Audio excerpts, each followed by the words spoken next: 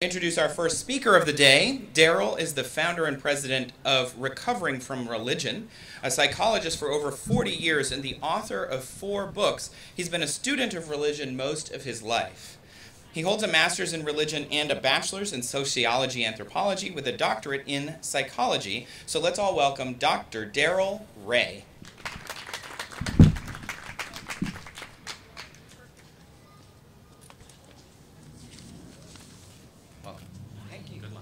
Thank you. Thank you for having me. Came all the way from Kansas to talk to you, and you welcomed me with Kansas weather. At least August Kansas weather. We don't see this usually in October.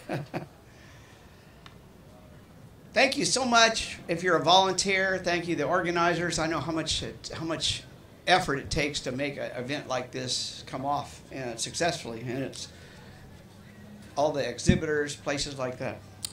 So let me begin by saying a few words of introduction about what I'm going to talk about, if this thing needs to come up. So religion is a human institution that has deep roots and is pervasive in almost any society in which it exists. Religion depends upon the imaginary concepts and unverifiable ideas that allow purveyors of religion to hijack and train the nervous systems of vulnerable individuals, including the young and older people experiencing difficult times in their lives.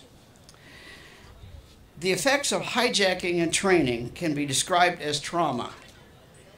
We call this religious trauma, and that'll be the focus of my talk today. I first want to recognize Dr. Marlene Winnell. She lives in the Bay Area, as the person who first coined the term religious trauma. And I'm ever grateful to her for recognizing that in her own clinical practice. After I heard her talk for the first time about 12 years ago, using this term, I thought, wow, that's what I've been seeing in my practice. Trauma related to religion, but I had no word for it. We now have a word for it. In the following comments, I'm going to show how religion diverts 3 essential parts of the nervous system: the limbic system, the sense of disgust, and the attachment system into its service, and thereby damages the individual. I will use the extensive data gleaned from calls made from Recovering from Religion's helpline to demonstrate some of these effects. I will illustrate the effects by inviting you to undertake a thought experiment with me. And I will propose ways for us to think about and avoid the dangerous effects of religion by fostering a healthier development of those 3 parts of our nervous system. So work with me here just for a second. Let's begin with a thought experiment. Imagine 2 twins separated at birth, and the first twin is raised in a religious Jehovah's Witness home. The other twin is raised in a secular home.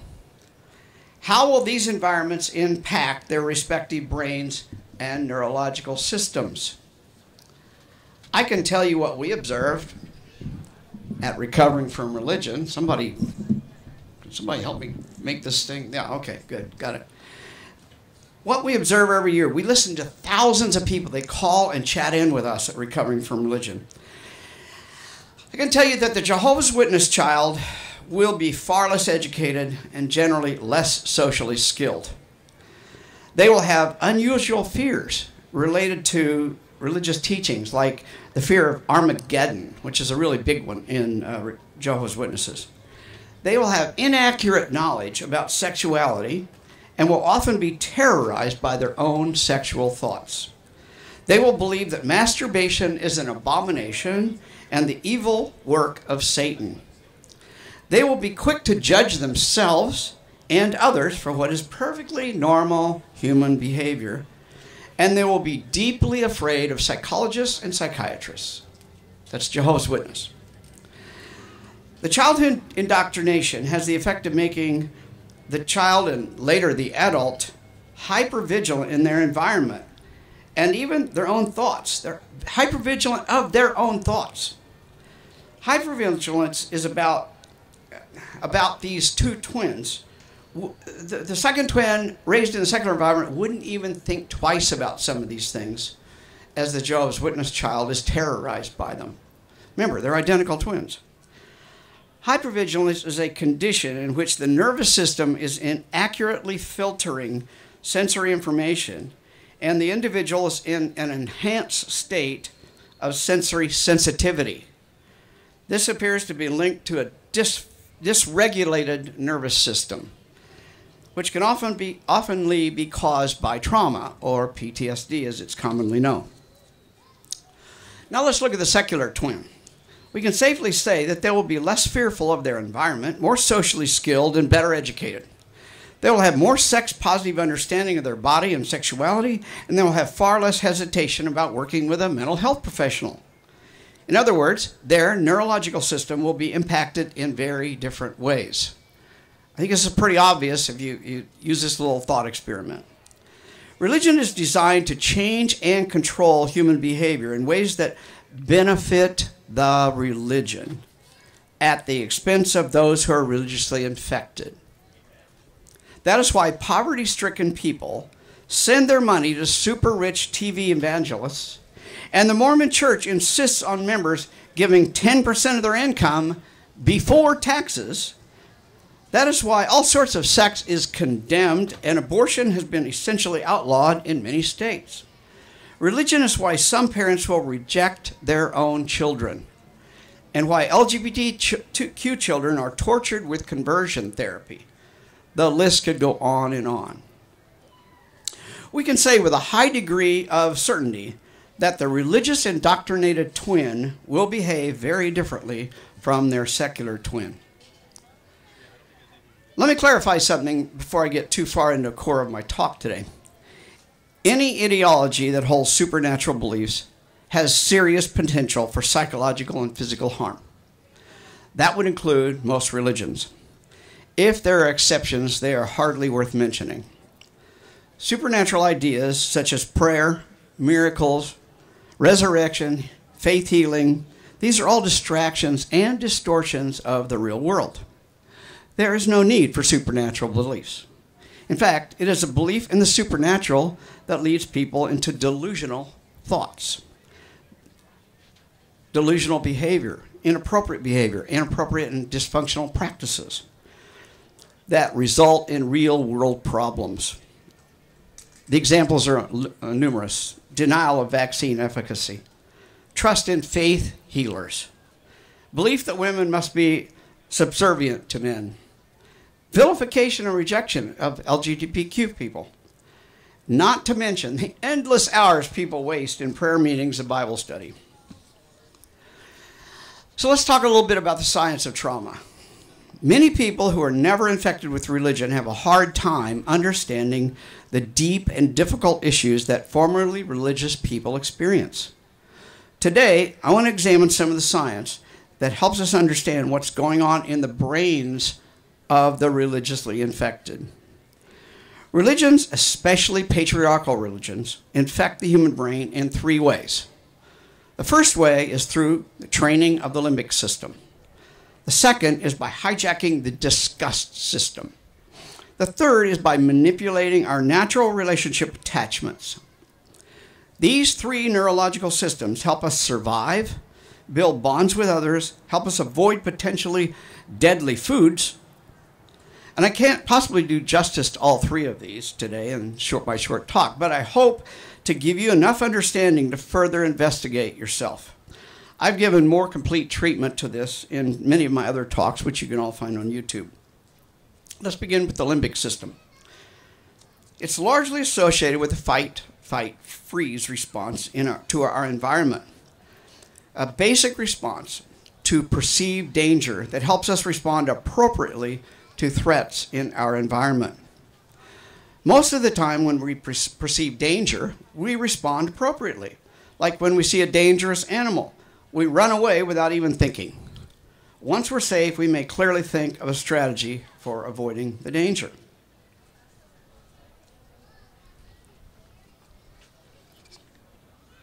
But religion comes along and hijacks this system. by teaching us to be afraid of supernatural things. One of the top complaints we hear at Recovering from Religion is the fear of hell or Armageddon. Interestingly, it is the specific hell preached by their particular religion. For example, Muslims are not afraid of Christian hell. Christians are not afraid of Muslim hell, but both are terrorized of their own hell. However it is portrayed, the fear of hell is often debilitating. It prevents people from living healthy and happy lives and is often misunderstood by therapists and those who are not raised religious. Fear of hell and similar ideas are just as strong as the fear of snakes or other more rational fears, because the limbic system has been hijacked in the service of the religion. It does not serve the individual, but it does serve the purposes of the religion to keep people locked into the religion and motivated to proselytize and save others from hell. That is largely why Christians want to save you. What are they saving you from? From the hell they believe their God created for them. And you, of course. I have a t-shirt I like to wear. I didn't wear it today. It says, "I'm going to hell in all religions." I should have worn it, but I wanted to have my Recovering from Religion shirt. I am going to hell in all religions, and all of you are too, by the way. Once the limbic system is trained, it's very hard to change.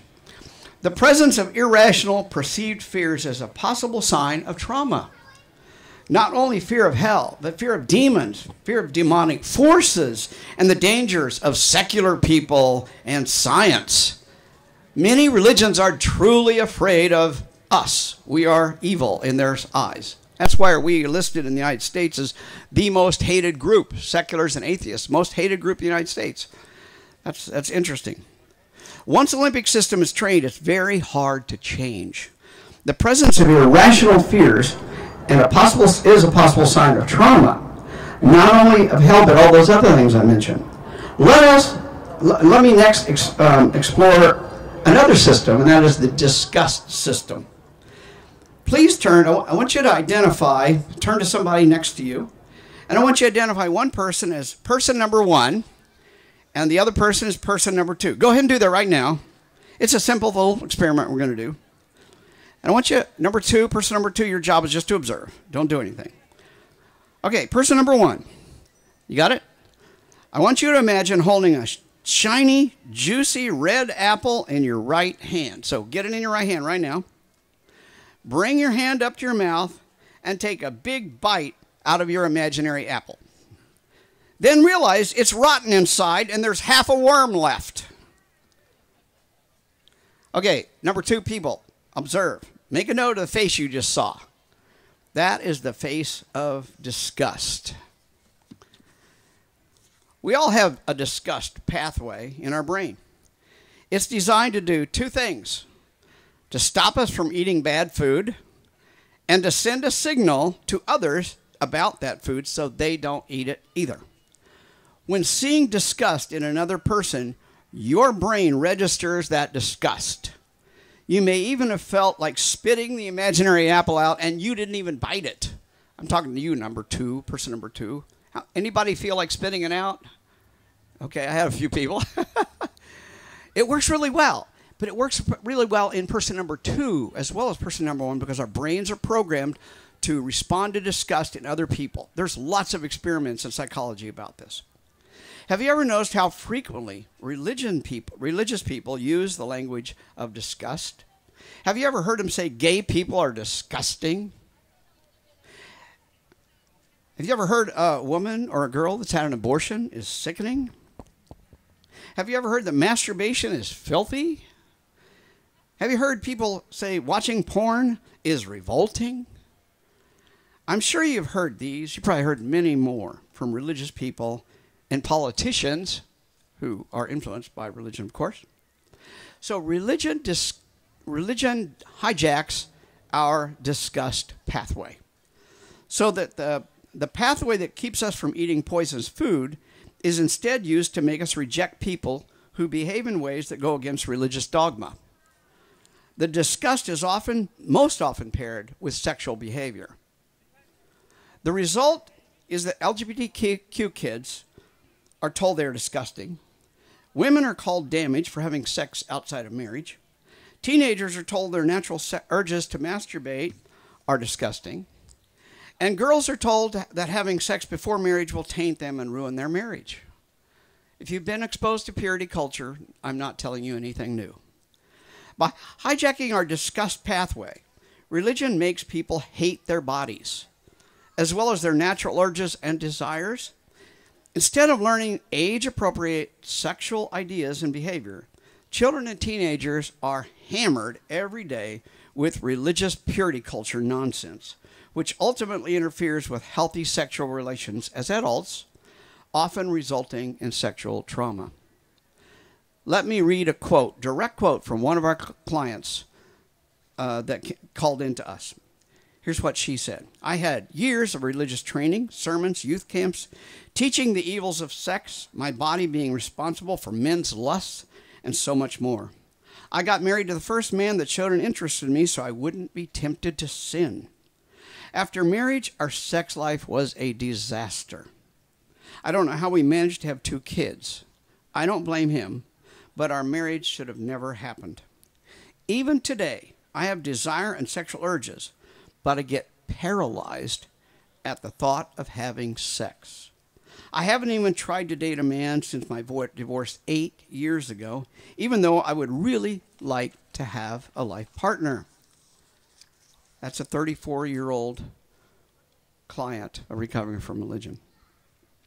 You think she might have some sexual trauma there? I haven't diagnosed her. I haven't met her. I can't diagnose her remotely, but it sure sounds like it. The third area, this is a very important area, is attachment. As a social species, attachment is critical to normal development. Research on attachment going back 60 years documents the devastating results on children when they have no secure attachment in their lives. An orphan or a foster child with disruption in their early development often becomes an adult with serious difficulties in developing healthy relationships and navigating the social world. Children require the warm cuddles and nurturing touch of a caregiver, and all that goes along with feeling secure and safe in the world. Religion has taken this important attachment system and hijacked it for its own purposes. Music is an especially powerful medium, and songs throughout church hymnals encourage believers to trust in the Lord, assure them that Jesus loves the little children, and reminds them that they're safe in the everlasting arms of Jesus. How many of you have been exposed to those songs? We've got a few Protestants here. Catholics don't get those songs usually. Catholics have their own versions, though. But it's not just music. I could show you many images from religious literature and art that illustrate Jesus protecting children or adults. Religion uses the language and methods of attachment to get our brains attached to the religion, often at the cost of normal human attachment. Sadly, many parents choose religion over their own children. Who among you would choose your local Freethought group over your own child? It sounds absurd, doesn't it? Yet tens of thousands of parents in the U.S. choose their church over their child every day, including Jehovah's Witnesses who let their children die because they will not allow them to have a blood transfusion. Millions of parents around the world disown their children in the name of their religion. My friends, that is attachment. I don't know how else to explain it, but that is attachment. But in this case, attachment to a religion. It is the clearest proof that the brain has been infected with religion and the attachment system hijacked for the benefits of that religion. Those infected by religion claim that the church is their refuge. It's a community they could never leave. People often feel very deeply about their God, their Jesus, their Allah, their Creator. One famous Christian hymn even says, "He walks with me, and he talks with me, and he tells me I am his own." Is that attachment language? Hell yeah, it is. When an attachment system is hijacked, and focused on religion, the victim may be captured for their entire life. Recall the saying of the Jesuits, "Give me the boy till 7, I will give you the man." They've been doing that for 500, 600 years. Let me add an idea that this notion of a personal God, you've all heard it.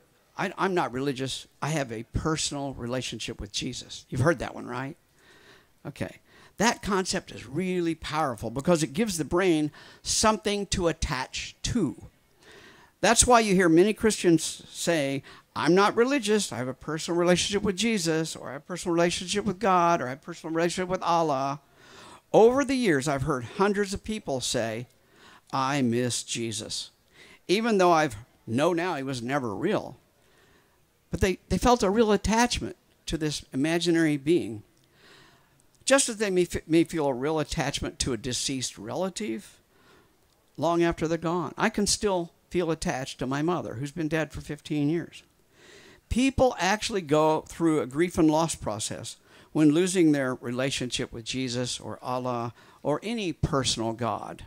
I want you to keep this in mind. The notion of a personal God is key to infecting people with religious and creating religious trauma.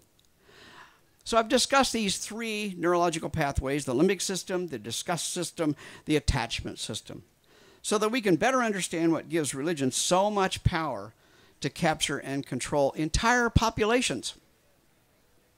So let's look at 3 primary complaints that we hear from clients at Recovering from Religion. Number 1, fear of hell or Armageddon. Number 2, sexual shame or dysfunction. And number 3, fear of isolation or loss of relationships.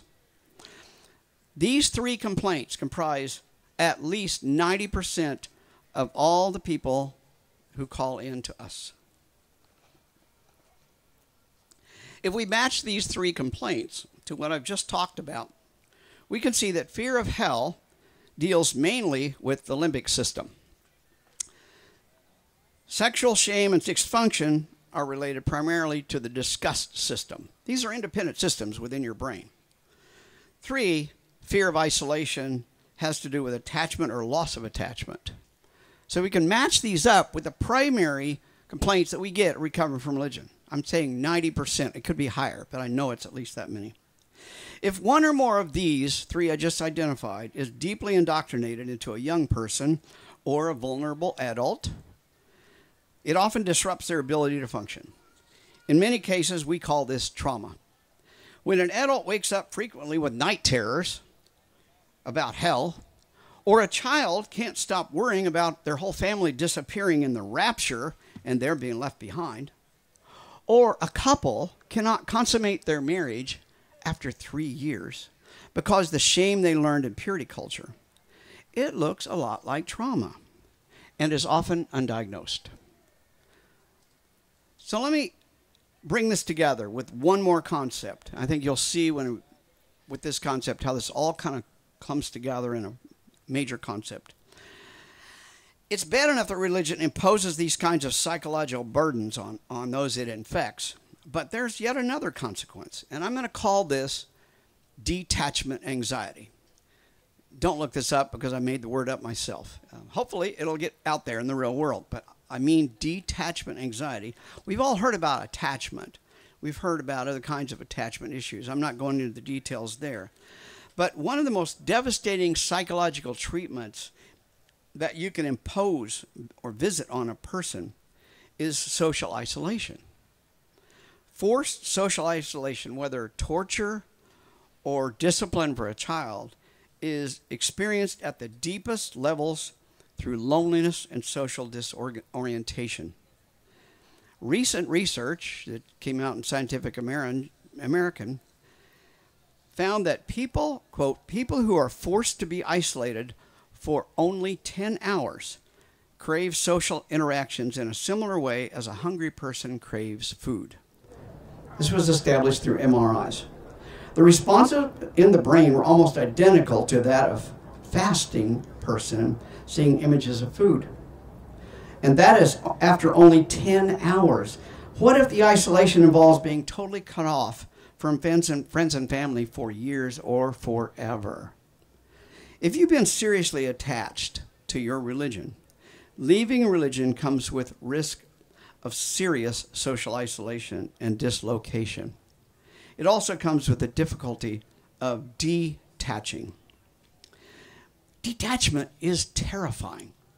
Many people want to leave their abusive religion, but the cost looks too high. The thought of losing their entire community and support group triggers a fear response in the limbic system such that they find themselves running back to read their holy book, pray frantically, or seek counseling with their religious leader. We at Recovering from Religion are very familiar with this pattern. It's the pattern of an abused child who is terrorized at the thought of losing their abusive parent. The abused spouse who cannot find the internal strength to detach from their abuser, or the abused victim that keeps going back to their abuser. It's a very common pattern in psychology. So detaching after years of attachment is itself a potential source of trauma. People often tell us that leaving religion was one of the darkest periods of their life. But once they were past the detachment phase, they were happier than they knew they could possibly be. Religion spends, I saw some heads nod on that. Has anybody found that? Okay, I found some people who agree with that. Religion spends a lot of time teaching people how evil the secular world is. Is it any wonder that people are hesitant to leave, to walk into that dark tunnel not knowing if there will be light at the other end? Unfortunately, not everyone makes it through the tunnel to the other side. The loss, loneliness, fear, learned sense of shame can and do create trauma. While people may have had trauma from their religion, leaving piles on a whole new level of stress that triggers the limbic system into a never-ending loop of fear, loneliness, anger, social isolation, and hypervigilance, which I mentioned earlier. This can be characterized as detachment trauma. And we see this in a lot of people who are leaving religion. They're actually having more trauma having left religion than they would have if they'd have stayed in some cases. That is why many people would do well to go see a secular therapist who understands religious trauma and can help them move through this incredibly difficult process of deconstruction and detachment. And I'm preaching this because I want some therapists to hear this. Therapists don't realize what the detachment issues are, especially if they've never experienced it themselves. This is one of the reasons I created the Secular Therapy Project back in 2012, to find licensed secular evidence-based therapists. For more information, drop by our table and we can give you some brochures on it. In recent years, we've been hearing a term, spiritual abuse. How many of you have heard the term spiritual abuse? Oh, okay, not a lot of you. Okay. Well, it's a term that seems to be getting more and more popular. It's a term that religious leaders and therapists, religious therapists, like to use to avoid the unpleasant reality that it's not one bad apple, it's not one abuser, it's an entire religious organization that creates the conditions for trauma.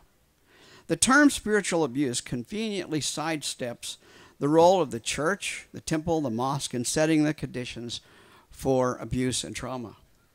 This term is often used by therapists and religious leaders who refuse to take a hard look at their own beliefs and supernatural ideas. Where spiritual abuse focuses on the perpetrator or the one bad apple, religious trauma focuses on the abuse by a whole religious community. In the case of a Catholic, Baptist, or any other church, of course, it's not a single priest or minister that abused children. It took an entire organization to hide, deny, and protect the perpetrators for decades. Religious trauma rarely comes from a single perpetrator. Rather, it takes a whole community, church, mosque, or temple of religious believers to create the religious trauma which is inflicted on the entire community. Some people may escape the trauma, but most will experience harmful effects of years of captivity within a religious system. I ask those of you hearing me today to challenge the idea wherever you encounter it. Consider the source using the term spiritual abuse and ask, why are they afraid to put the focus on religion? From whence the abuse inherently comes.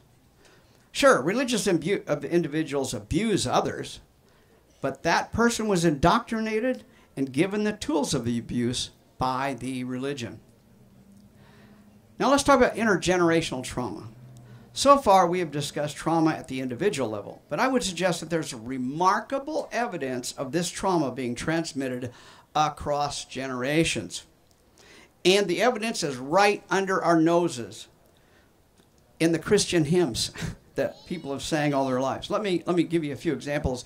I think you've probably heard some of these. Have you ever heard of Amazing Grace? Let me finish it for you. Sing of my worthlessness and deserving of eternal punishment. That's what Amazing Grace is. Or Jesus loves me. I am weak, but my abuser is strong. Think about that. Trust and obey my abuser. The Lord is my salvation from the hell he created for me. There is power in the blood. That was my granny's favorite song. But if you really read the words, it means I'm just a willful, worthless child deserving of punishment by my master. The words are incredibly horrible.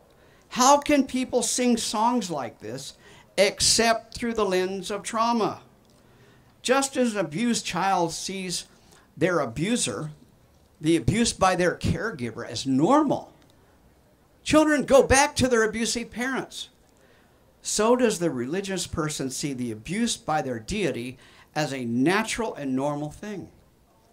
I would suggest that there's trauma embedded in most religious individuals, families, and institutions. How can there not be trauma in a Muslim woman whose family has lived for centuries oppressing women and threatening them with physical violence for expressing themselves? How can there not be trauma in a Mormon family with a gay child after they have lived 4 generations under the sexual repression of Mormonism? How can there not be trauma in the young Baptist woman who is forced to go in front of her church and confess that she had sex before marriage?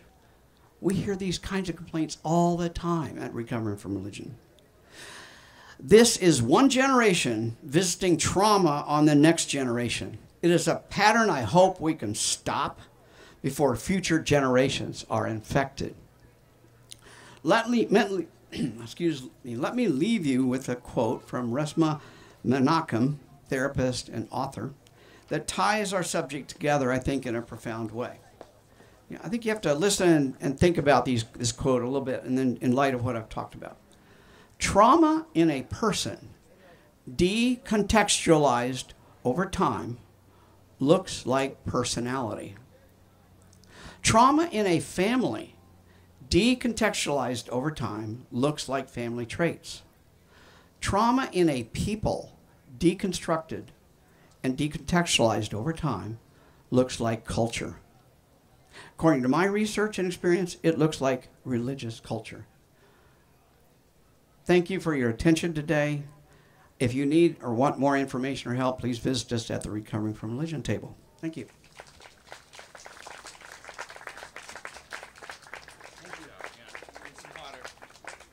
Thank you, Darrel. Be sure to stop by the table for Recovering from Religion and learn more from Darrel. Let's give him one more round of applause. That was great. We are, at this point, going to take a short 15-minute break. We're going to resume at 1:10, roughly, with our authors and podcasts panel.